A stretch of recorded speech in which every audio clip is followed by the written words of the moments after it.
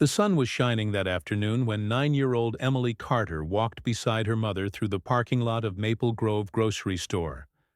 It was a quiet Sunday, the kind where families were either relaxing at home or doing small chores, like shopping. Emily held her mother's hand tightly as they crossed toward the entrance, chatting about what they'd make for dinner that night. Her favorite was spaghetti, and she was hoping they would buy the big cheese she liked to sprinkle on top. Inside the store it was calm. A few shoppers were slowly moving their carts through the aisles. Emily's mom, Sarah, picked up a shopping basket and began checking her list. Emily stood beside her, looking around with curious eyes. She loved how colorful the cereal boxes looked, and how the bakery section always smelled sweet like cinnamon rolls. After walking through the first two aisles, they reached the checkout area. "Mom, can I go look at the magazines?" Emily asked, pointing to a small rack nearby. Sarah looked around. The magazine stand wasn't far, just about 10 steps away. She could see it clearly from the checkout line. She smiled and said, "Okay, sweetie, just stay where I can see you." Emily skipped over to the magazine rack happily. She started flipping through a comic book with a superhero on the cover. Her face lit up as she read one of the pages. She was a curious and cheerful girl who loved to read, especially stories about people who saved the day. Sarah placed items on the counter and chatted with the cashier. It was only 2 or 3 minutes, but when she looked back toward the magazine stand, Emily wasn't there. Her heart skipped a beat. She turned quickly and looked around, expecting to see Emily walking back toward her, but there was no sign of her. Sarah stepped away from the counter and called out, "Emily?" Her voice echoed slightly through the quiet store. There was no answer. She walked quickly toward the magazine rack, hoping Emily had just gone to the next aisle. But when she reached it, the aisle was empty. Panic began to rise in her chest. "Emily!" she called again, louder this time. One of the store clerks noticed her and asked, "Ma'am, is everything okay?" "My daughter. She was right here. She's 9. She just went to look at magazines and now I can't find her." The employee nodded quickly. "We'll help you look." Within moments, workers were checking each aisle, calling Emily's name. Sarah moved quickly through every corner of the store, her eyes scanning for her little girl's pink jacket and red sneakers. But Emily was nowhere to be found. Someone suggested checking the bathrooms, and another ran outside to the parking lot. The grocery store manager called the police. By the time the officers arrived, Sarah was in tears. The parking lot had been checked, the restrooms were empty, and there were no signs of Emily. The police took statements from Sarah, the employees, and other shoppers. Some people said they had seen a man in a brown hoodie walking near the magazine rack, but no one had seen him leave with a child. Others mentioned a white van that had been parked in the lot for a long time with its engine running. Everything was confusing. The security cameras near the front door were grainy and didn't show much detail. One clip showed Emily walking toward the magazine rack, and then just shadows. No one could clearly see what happened next. Outside, the parking lot camera had captured a white van, but the license plate was unreadable. The van drove away just 5 minutes after the last clear image of Emily on the store's camera. Sarah clung to the hope that this was all a mistake. Maybe Emily had wandered outside and gotten confused. Maybe she was hiding somewhere. But every minute that passed felt heavier, more terrifying. The police issued an Amber Alert within hours. Emily's photo was broadcast on local news stations, radio channels, and social media. The photo showed her smiling brightly, 2 missing front teeth, and her blonde hair in pigtails. It was a picture Sarah had taken just 2 weeks earlier at a school art fair. That night, helicopters flew over the area with searchlights. Volunteers walked through woods and back alleys. Dogs were brought in to sniff her trail from the store's entrance, but the scent ended near the parking lot's edge. Days passed, and the town of Columbus held its breath. Everyone was watching, waiting, hoping. People tied yellow ribbons around trees. Her face was on posters all over the city. Her school held a candlelight vigil. Detectives worked day and night. They checked every white van registered in the county. They reviewed hours of footage from traffic cameras and nearby stores. They interviewed known offenders in the area, but nothing led them to Emily. Sarah and her husband, Daniel, were broken. Their home felt too quiet. Her bedroom, filled with her favorite books and toys, sat untouched. Every knock on the door, every phone call, gave them hope, but each time, it was just another lead that went nowhere. The first week passed, then a second, then a month. The longer she was gone, the colder the trail became. Reporters covered the story for a while, and the police kept investigating, but slowly, other news began to take over. A car accident, a political scandal, a house fire. Emily's story faded from the front page, but not from her parents' hearts. Sarah refused to move a single thing in Emily's room. Her backpack stayed hanging on the same hook by the door. Her drawings stayed taped to the fridge. Sarah would sit in her daughter's room at night and read her favorite stories out loud, hoping that somehow, somewhere, Emily could hear her. Daniel grew quiet. He didn't talk much. Instead, he threw himself into helping search parties for other missing children. He traveled across the state helping other families, but inside, his heart was still stuck on that day at the grocery store. They never gave up hope, even when people gently suggested they start to move on. They held on to the smallest possibilities. A psychic who claimed to see visions. A man who said he saw a girl matching Emily's description in a gas station. A tourist in Florida who sent a blurry photo of a girl who looked just like her. Each time, Sarah would study the photos with shaking hands. Each time it turned out to be someone else. But every year, on the anniversary of her disappearance, Sarah and Daniel would light 9 candles, one for each year of her life, one for each year she had been missing. As more anniversaries passed, they kept lighting candles. 10, 11, 12. The fear never left them. Neither did the hope. Emily Carter had disappeared in broad daylight, in a public store, with people all around her. And yet, she had vanished like a ghost. There were no answers, no clues, just silence. But even in that silence, her parents believed that one day somehow she would come back. And far away in a place they didn't yet know, someone else was watching. Someone who remembered that day clearly. Someone who knew exactly what had happened to Emily. Time moved slowly after Emily went missing. The days turned into weeks, the weeks into months, and then the months turned into years. For most people in the town, life went on. But for Sarah and Daniel Carter, nothing ever felt normal again. Their daughter had disappeared in front of people, in a public place, and yet no one knew where she was or what had happened to her. Emily's room stayed exactly the same. Her pink bedspread remained neatly spread.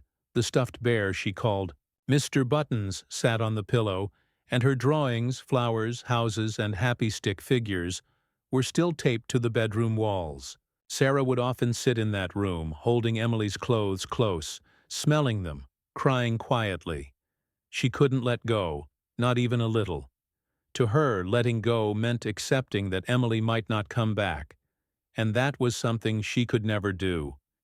Daniel handled things differently. He became quiet and serious. He didn't cry much, but he stopped laughing, stopped talking about everyday things. He began volunteering with missing children's search groups, helping other parents who were living through the same nightmare. He said very little, but deep inside, he carried the same pain as Sarah. The police continued working on the case, but as months passed with no new evidence, their visits became less frequent. The detective who had once called every few days now only called once a month, then once every few months. Eventually, a new detective was assigned, and then another one. Each time a new face arrived, Sarah would go through everything again. Every memory, every photo, every theory, hoping someone would see something different. But every time, the results were the same. Nothing. Leads still came in from time to time. Once, someone claimed they saw a girl who looked like Emily at a shopping mall in Arizona. Another time, A woman working at a diner in Idaho said a teenage girl with a frightened look had come in with an older man and left in a hurry. Both times, the authorities checked.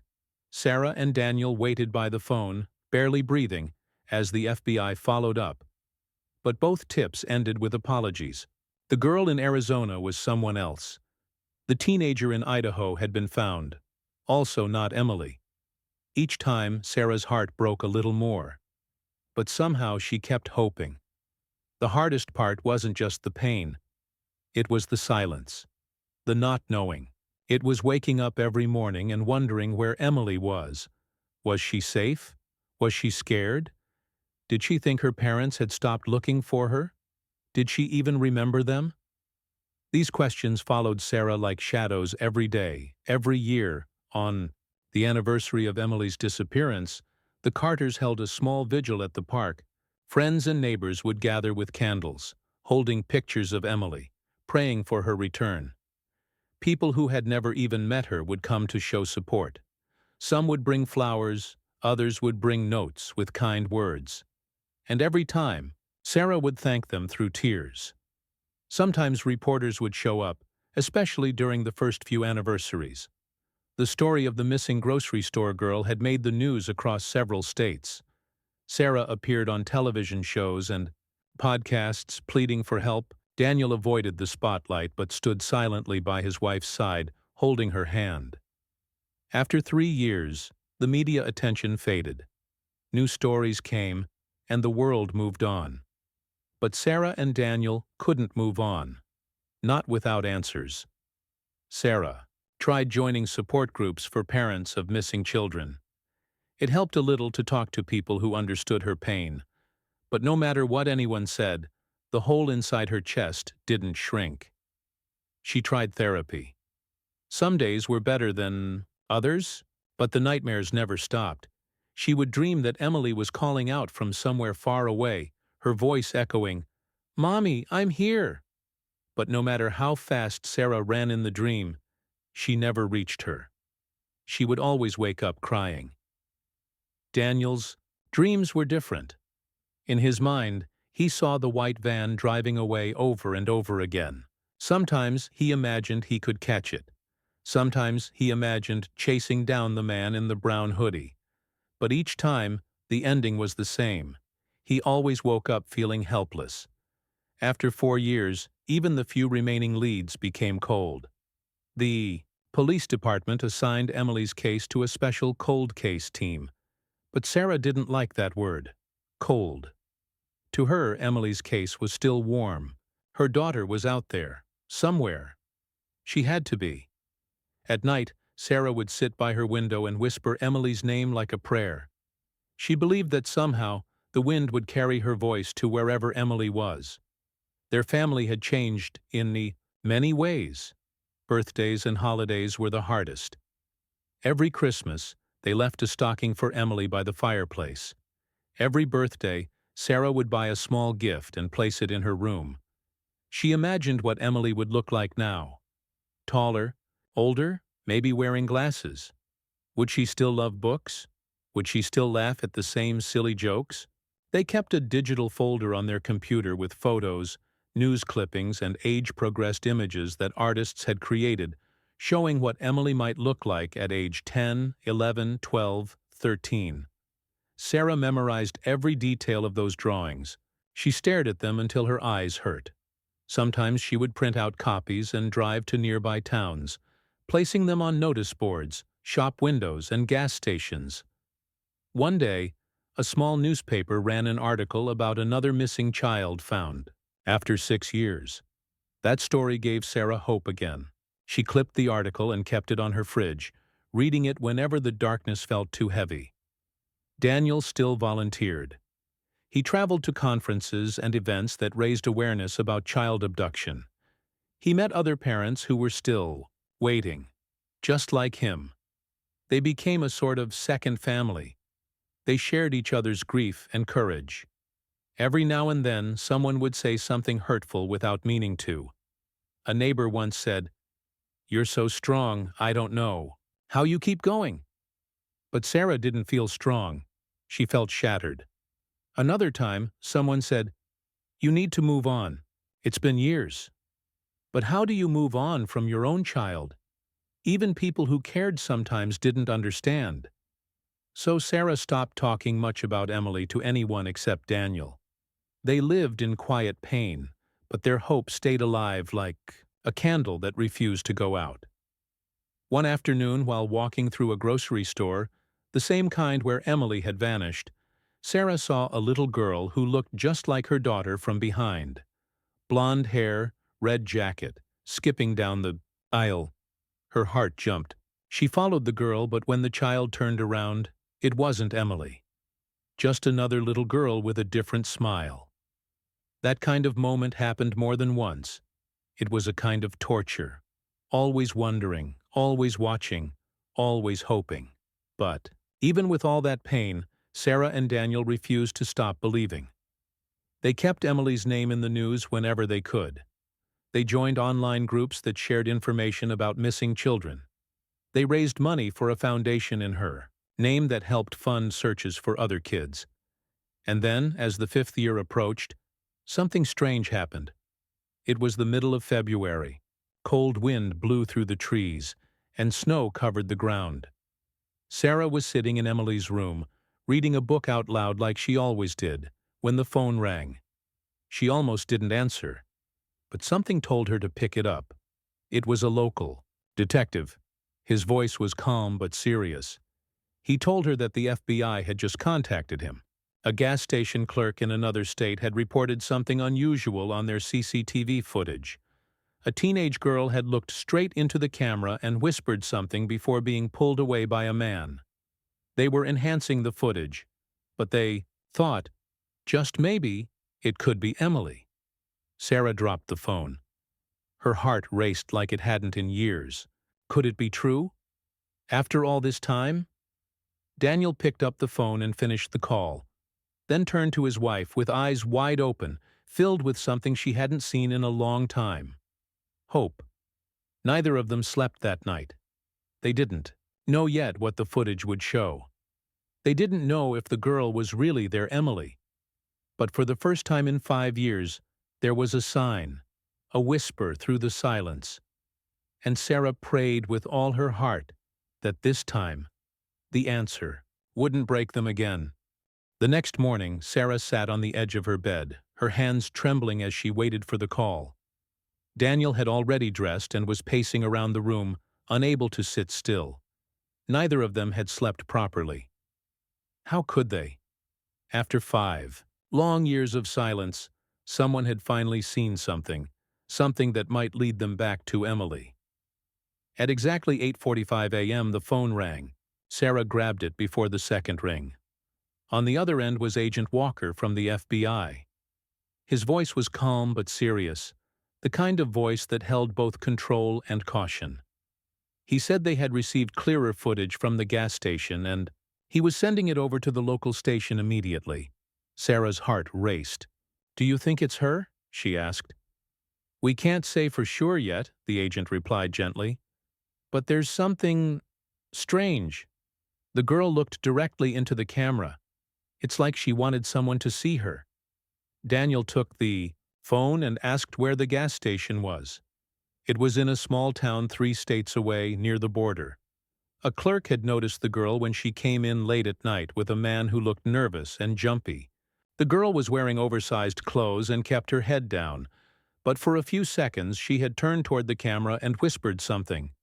The clerk didn't hear it then, but when he reviewed the footage later, he zoomed in and turned up the sound. She had said 4 words. "Help me, Emily Carter." That was all.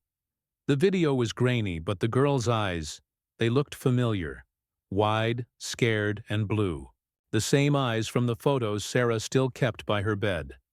The FBI couldn't confirm yet if it was truly Emily, but they were now treating it as a serious lead. An agent would meet Sarah and Daniel that afternoon and show them the video in person. Hours passed like days. Sarah tried to calm herself, but her hands wouldn't stop shaking. She kept thinking about that voice in the video, those words. If it was Emily, then she was alive. After all these years, she was alive. But what had happened to her? Where had she been? Who had she been with? At 3 p.m., a black SUV pulled into their driveway. Two FBI agents stepped out, one carrying a laptop. Sarah and Daniel sat on the couch, barely breathing, as the video loaded. It was only 30 seconds long. The footage showed a girl entering the gas station with a man. The man was tall, wore a cap, and had a heavy jacket. He kept one hand on the girl's arm. The girl looked thin and pale. Her hair was messy and longer than in any photo of Emily. She wore a hoodie that was too big for her. They walked toward the back of the store. Then the girl paused and looked up, right into the security camera. She mouthed the words, "Help, me, Emily Carter." Daniel froze. Sarah covered her mouth with her hand. Tears filled her eyes. "That's her," she whispered. "That's my daughter." The FBI agent paused the video and looked at them. "We're still doing facial analysis, but your reaction confirms what we suspected." Daniel leaned forward, pointing at the man. "Who is he?" The agent shook his head. "We don't know yet. The gas station clerk said they left in a black pickup truck with no plates. We're trying to trace the vehicle through nearby traffic cameras." Sarah's voice cracked. "So she's still with him?" "For now, yes. But we're close." The agents explained they were already working with local law enforcement in the town where the footage was found. They were going door to door, checking motels, truck stops, and rest areas. The area was known for being a quiet route that truckers and travelers often used to avoid the main highways. Sarah and Daniel packed bags that night, preparing to travel to the town themselves. The agents advised them to wait, saying it could be dangerous, but Sarah refused. "She's been missing for 5 years, she said, her voice fierce and filled with emotion. "I'm not sitting at home while she's out there needing help." So the next morning, they left. A 4-hour drive felt like 4 days. Every time they passed a truck or gas station, Sarah's eyes searched for a black pickup. She stared at every sign, every face, every corner. She couldn't stop thinking, what if they missed her again? They reached the town by afternoon. It was small, quiet, with only a few streets and old buildings. They met the local sheriff, who welcomed them with kindness but also caution. "We're doing everything we can," he promised. "We've already checked 5 motels. Nothing yet." Sarah asked to visit the gas station. She wanted to stand where her daughter had stood. Maybe she would feel something. Maybe she could find a clue the police had missed. At the gas station, she walked slowly through the aisles. Her fingers brushed the shelves. She looked at the camera mounted above the counter. This was the camera that had seen her daughter. She closed her eyes and whispered, "I'm here, Emily. I'm coming for you." Meanwhile, the FBI was expanding their search. They sent agents to other small towns nearby, alerted all gas stations, motels, and rest stops. Photos of the girl's face from the video were shared quietly with workers, asking if they had seen her. 2 days later, they got another lead. A woman working the night shift at a small motel remembered seeing a man and a teenage girl 2 nights before. She said the girl looked scared and thin and barely spoke. The man had paid in cash, used a fake name, and left early in the morning. They had stayed in room 6. The FBI rushed to the motel and checked the room. It was empty, but they found a piece of notebook paper torn and stuffed behind the dresser. It had 3 words scribbled in messy handwriting. "Still Emily? Please." That note changed everything. Now it was confirmed. The girl was Emily. She was alive, trying to leave clues, trying to be found. Sarah cried when she saw the note. Her daughter was fighting to come home. They kept searching. Helicopters flew over the countryside. Police cars patrolled roads. Every truck stop was checked. Agents talked to farmers and workers. Everyone was on alert. Then another breakthrough. A security camera at a diner 10 miles away captured the same black truck. The man and the girl had ordered food and left quickly. This time, The girl had left something else behind. A napkin. On it, written in ketchup with a fork tip, were two words: "Help me." It was enough. That night, roadblocks were set up all across the area. Every vehicle was checked. Officers didn't sleep. Search dogs were brought in. The FBI tracked every possible direction the truck could go. Then finally, just after midnight, a trooper spotted the black truck parked behind an old, abandoned farmhouse. It was quiet. Too quiet. Backup was called. They approached carefully, with flashlights and weapons ready. There were no lights inside the house, just darkness and silence. Then a sound, a girl's scream. Officers rushed in. Inside, they found the man trying to climb out a back window. He was tackled and handcuffed. In the corner of a small, filthy room sat a teenage girl with her knees pulled to her chest. Her face was pale, her eyes full of fear. She wore a torn hoodie and old shoes. One officer knelt beside her and gently asked, "What's your name?" Her voice shook. "Emily. Emily Carter." The officer called it in. Across town, Sarah and Daniel were sitting in the sheriff's office when the call came through. The sheriff smiled for the first time in days. "They found her," Sarah gasped. Daniel stood frozen. "She's alive," the sheriff said. "She's safe." Sarah collapsed into tears. Daniel grabbed her hand. Neither of them spoke, but their hearts screamed.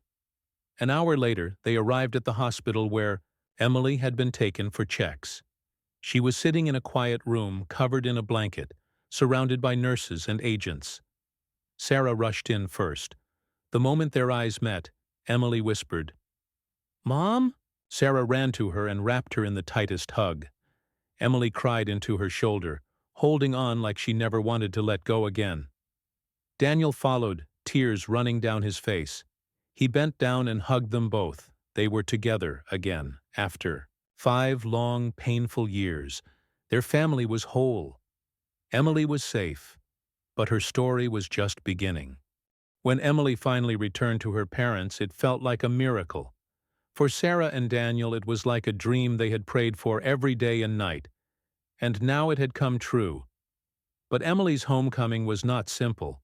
It was full of emotions: joy, pain, confusion, and fear, all mixed together. At the hospital, doctors and nurses carefully checked Emily's health. She was underweight, tired, and had several old bruises on her arms and legs. Her body showed the signs of years of neglect, but the most serious wounds were not on the outside. They were deep inside her heart and mind. Emily barely spoke at first.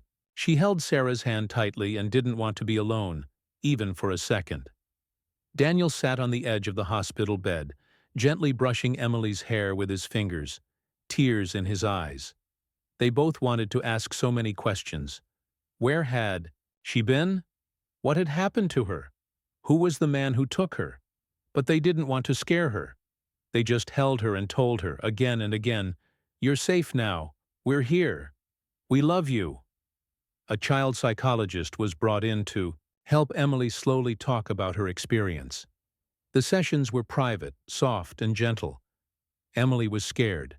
She said the man had warned her never to talk. He had said terrible things would happen if she ever told anyone. But after a few days of care and support, Emily started to speak, little by little. She explained that the man who took her at the grocery store had watched her for days before the kidnapping. He had been pretending to shop, and even smiled at her once. On the day of her disappearance, he followed her when she got separated from Sarah. He had grabbed her and whispered, "Be quiet or your mommy gets hurt." She was scared and didn't scream. He led her quickly out of the back entrance of the store and into a van. From there, Emily's life had changed completely. He had taken her to a small house in a different state, far away. She wasn't allowed outside. The windows were locked. Sometimes she was kept in a basement. Other times in a small room with barely any light. The man made her call him Uncle. He gave her new clothes, cut her hair at times, and made her use a different name. For 5 years she wasn't allowed to speak her real name. He told her that her parents didn't want her anymore, that they had forgotten her, that if she tried to run, bad people would hurt her. Emily said she believed him for a long time. She was only 7 when he took her. As time passed, she got used to the fear. She didn't fight anymore. She stopped counting the days. But deep inside, she never stopped remembering her real name. She never forgot her mom's hugs or the way her dad used to lift her high in the air and make her laugh. As she got older, she started to notice things. The man would drink and fall asleep deeply. Sometimes he forgot to lock a door. She began to plan. She watched for cameras, for places where people might see her. And then one day, at the gas station, she saw the camera above the counter. The man had gone to use the restroom. In that short moment, she looked up and whispered her name to the camera. She knew it was risky, but it was the only chance she had. She didn't know if anyone would ever see the footage, but she had to try. When the FBI agent showed her that the camera had indeed caught her message, Emily cried for the first time in days. Not from fear, but from relief. Her voice had been heard. Her parents had found her. But even with her being safe now, the road ahead was not easy. The police started an investigation into the man who had taken Emily. His name was Richard Hale, and he had a long criminal record. He had been in and out of jail for theft and violent behavior, but no one had ever connected him to child abduction before. He had used fake IDs, moved between states, and stayed off the grid. That's how he managed to hide for 5 years. He was now in custody, and the FBI was preparing a strong case against him. He would face several charges, including kidnapping, child abuse, and identity fraud. Emily would not have to testify in court unless she felt ready. Her safety and mental health were the first priority. Emily's story spread quickly through the news. Reporters called it the miracle girl found after 5 years. People across the country sent messages, gifts, and prayers. But Sarah and Daniel kept her away from the media. They wanted her to heal in peace, not be treated like a news story. They brought her home to the same house, to the same room that had been waiting for her all these years. Emily walked in slowly, her eyes wide. Nothing had changed. Mr. Buttons, her old stuffed bear, was still there. So were her drawings, her books, her favorite blanket. She looked around and whispered, "It's like time stood still." Sarah hugged her. "Because we were waiting for you. Always." But life at home was different now. Emily had grown up in fear. She didn't know how to act like a normal 13-year-old. She got scared when she heard loud noises. She flinched when people raised their voices. At night, she had nightmares. She didn't want to sleep alone.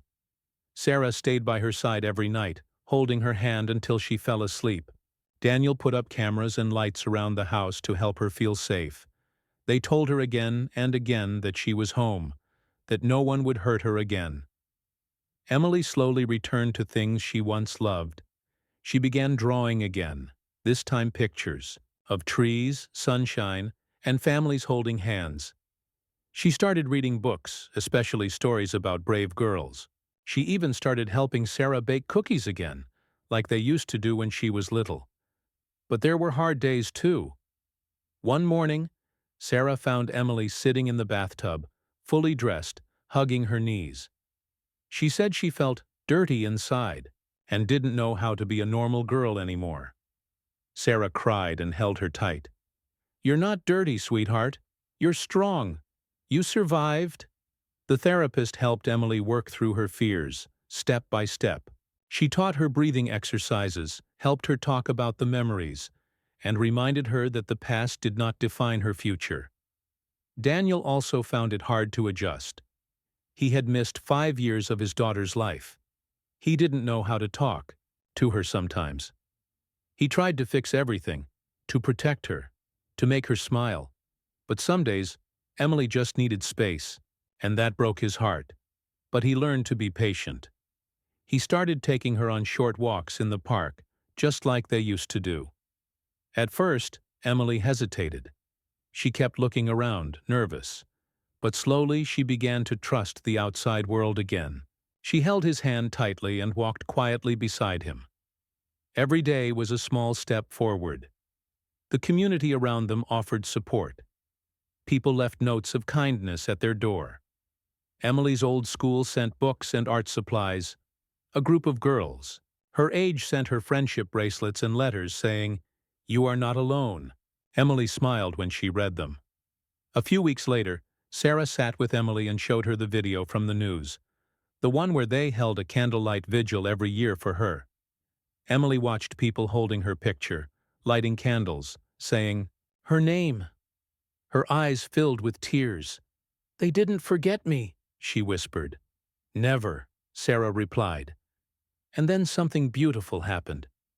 Emily asked if she could go to the park, not just with her parents, but with some girls from the neighborhood who had written to her. Sarah was surprised, but smiled. Of course. It was a big moment. Emily was starting to open her heart again. She was learning to trust, to live, to smile. The journey ahead was still long. There would be many more therapy sessions, emotional days, and memories to work through. But now, Emily was not alone. She had her parents, her community, and most importantly, her courage. She had come back from the darkness, and now she was slowly walking into the light. And no matter what happened next, her family would be there every step of the way, because love never gave up on her. Emily had been home for 3 months now, and slowly her life was changing again. But this time, in a good way. Each day brought new steps, small victories, and sometimes small struggles. But Sarah and Daniel were always there for her, helping her feel loved, safe, and strong. One morning, Emily came down the stairs wearing a bright yellow sweater. It was one of her favorites before she was taken, and Sarah had kept it in her closet all these years. When Sarah saw her wearing it, her eyes filled with tears. Not because she was sad, but because she saw a spark of her little girl returning. Emily gave a small smile and sat at the kitchen table asking if she could have pancakes. Sarah nodded quickly and got to work. That day felt different. Emily was laughing a little more, and her eyes didn't look so scared. She asked Daniel if they could go to the bookstore. It was something she used to love before everything changed. Daniel looked surprised but overjoyed. He grabbed the car keys, and they went out together. At the bookstore, Emily walked slowly through the aisles. She touched the spines of the books, like she was meeting old friends again. Daniel watched her carefully from a distance, letting her explore. She picked out 2 books and even said hello to the cashier with a shy smile. It was a simple moment, but to them it felt like a huge victory. Emily still had nightmares some nights. Sometimes she would wake up crying, and Sarah would rush in to hold her. On other nights, she couldn't sleep at all and just stared at the ceiling, thinking about those 5 lost years. But slowly the nightmares started to come less often.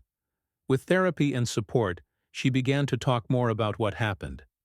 She spoke about the little joys she created to survive, how she would make up stories in her mind when she was locked in a room, or how she would draw with broken pencils on the wall when the man wasn't looking.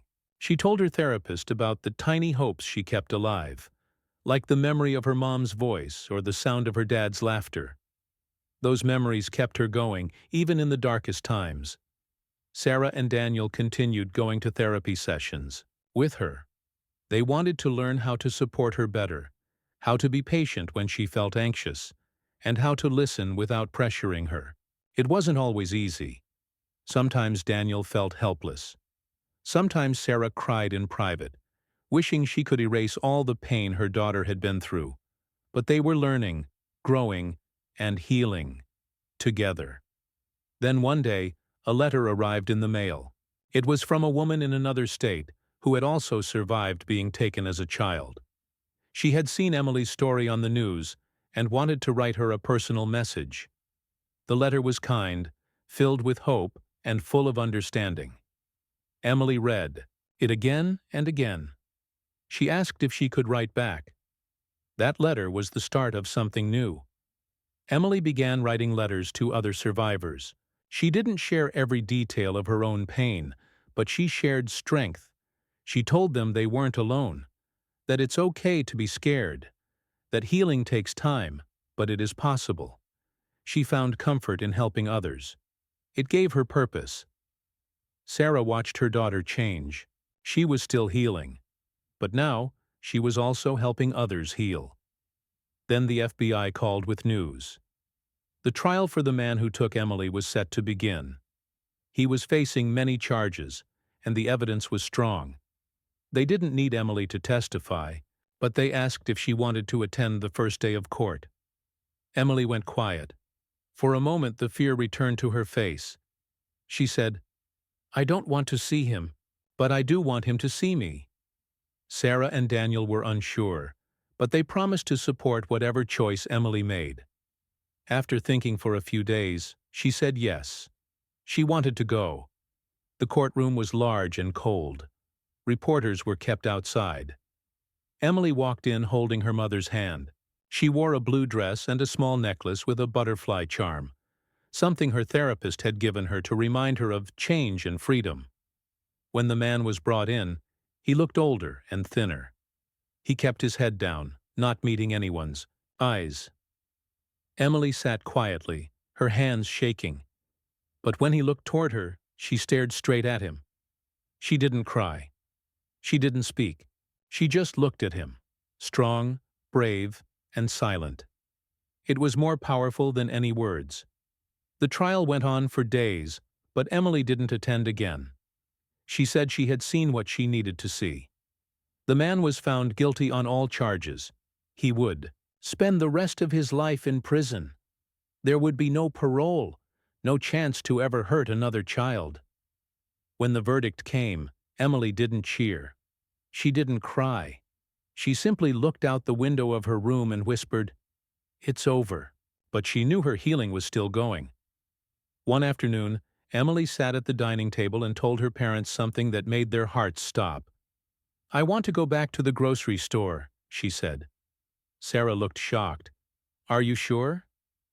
Emily nodded. "I want to see it. I want to take back that place." It took a week before they agreed, and only after talking to her therapist. They drove there quietly, all three of them feeling nervous. The parking lot looked the same. The store had changed a little with new paint and signs, but it was still the place where everything had started. Emily walked slowly inside. People looked at her, recognizing her face from the news, but no one approached. Sarah stayed close, watching every move. Emily stood in the same spot where she had been when she disappeared. She closed her eyes. Memories rushed in. Scary ones. Sad ones. But then she opened her eyes and saw her parents standing there alive, strong and with her. She smiled faintly. "I'm still here," she whispered. They bought a few groceries and left. On the way out, a little girl dropped her toy, and Emily bent down to pick it up. She handed it to the girl and smiled. The little girl smiled back and ran to her mother. That simple moment felt powerful. Later that night, Emily asked if she could write her story down. Not for the media, not for the world, but for herself. She wanted to remember how she survived, how she was found, and how she came home. She began writing in a notebook, page by page. Sometimes she cried, sometimes she stopped, but slowly the story came out. Her story. Months passed. Emily returned to school, first part-time, then full-time. It wasn't easy, but the teachers and students were kind. She made new friends, found joy in learning again, and joined the art club. Her drawings were beautiful, full of light, nature, and hope. She started smiling more. She laughed with her parents, baked cookies with her mom again, and played board games with her dad. They had dinners together, went to the movies, and even took a short vacation to the beach. At the beach, Emily ran into the waves, laughing and spinning. Sarah and Daniel watched her, their hearts full. That night, as they sat by the campfire, Emily looked at the stars and said something that stayed in their hearts forever. I used to think I'd never feel normal again. But now, I don't want to be who I was before. I want to be who I am now. I'm stronger. I'm not just a girl who was taken. I'm a girl who came back. Sarah hugged her tight. Daniel wiped away a tear. Emily had found her voice. A year. After her return, Emily was invited to speak at a private event for families of missing children. At first, she was nervous, but then she stood on the small stage, looked at the crowd, and spoke. I was missing for 5 years, she said, but I never stopped hoping. I never stopped being Emily. And if you're looking for someone, don't stop either. Love never gives up. The room was silent. Then it filled with applause. Emily stepped down, smiling. She had turned her pain into power, her fear into strength. She was no longer just the girl who had gone missing. She was a survivor, a fighter, a daughter, a storyteller, and above all, she was home, and this time she would never be lost again.